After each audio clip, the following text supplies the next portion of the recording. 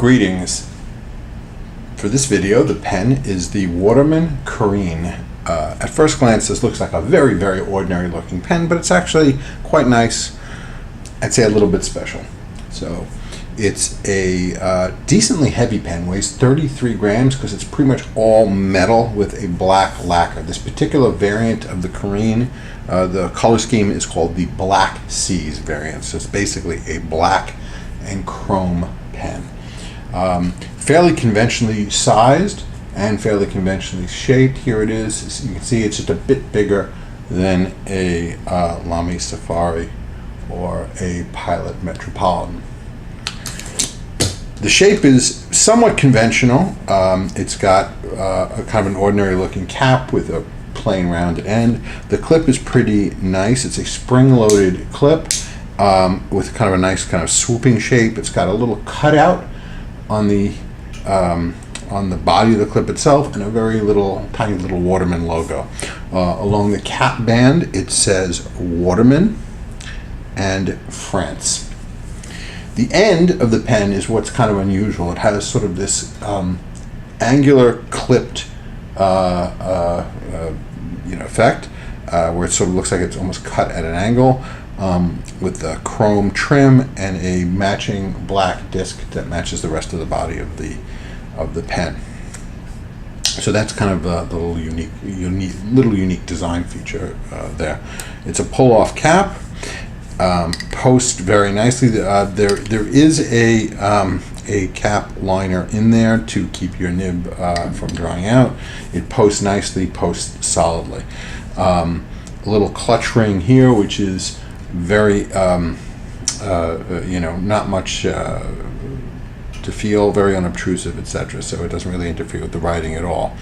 The section is completely smooth. No lip, no anything, and it just goes straight into this inset nib, which is a very, very nice nib. And you can see this happens to be a 18 karat gold stub nib, which is another thing that makes this particular pen special. On the underside of the nib, they actually put the nib sizes, and in this case, there's a tiny little ST for stub.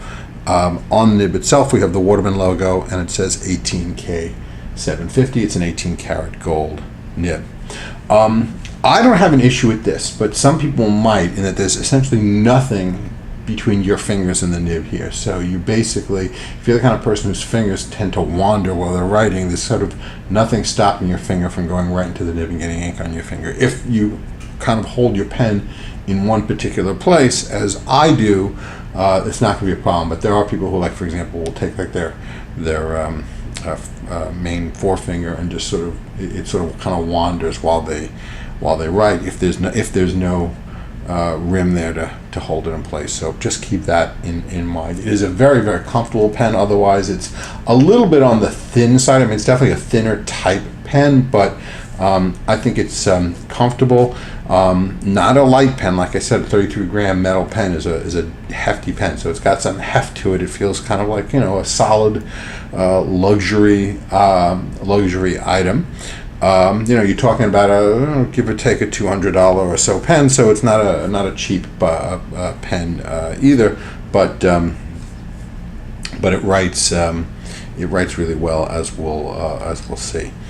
That is really about it. It does make a nice click. I'll do that again. It makes kind of a nice click when you close it, which is very satisfying.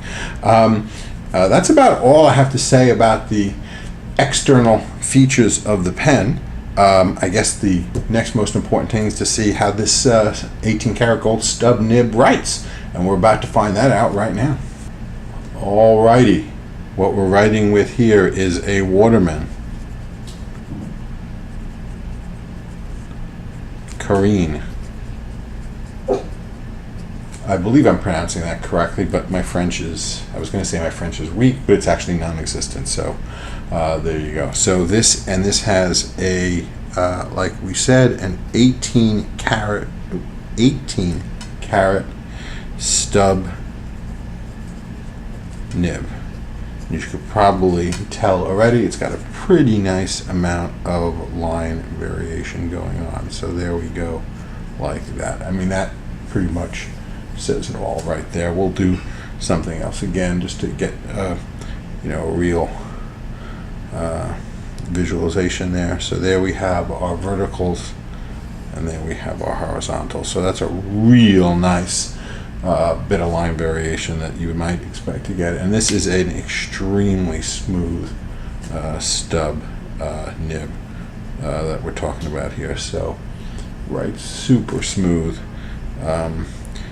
decently wet. I'd say average amount of wetness for a nib like this, but it's super smooth. I like it a lot. I mean, a really nice stub nib. I was actually pleasantly surprised when I got this stub nib. I didn't really know what to expect from a Waterman stub. A modern Waterman stub nib. I had not tried one before, and like I said, I was very pleased. Great variation, real serious amount of smoothness. Writes really well, and I like it. I like it quite a bit. I guess that's about all I have to say about this particular pen and this particular nib. Great, sharp-looking pen, classy pen, I'd say. This particular color scheme, the chrome and the black, I'm always a big fan of. I really like the fact that it's a white gold nib. The whole package just looks really nice. Clip looks great. Didn't talk about the filling mechanism, but as you could probably guess, it is a cartridge converter pen. So let's talk a little bit about this ink, shall we? All right, this ink is Montblanc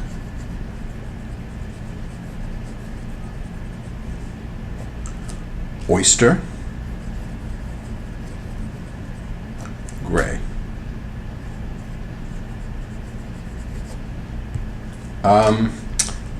It's a gray. I mean, it's a gray with a bit of shading going on, which I think looks nice. It's not too light, not too dark. It's just right from grays. I have a lot of gray inks that are a little almost too light to be practical. I have one that I really like a lot, which we'll do in another video, which is the Iroshizuku Kirisame, which is a really great gray because it really looks exactly like writing with a pencil, but it's just almost a little bit too light.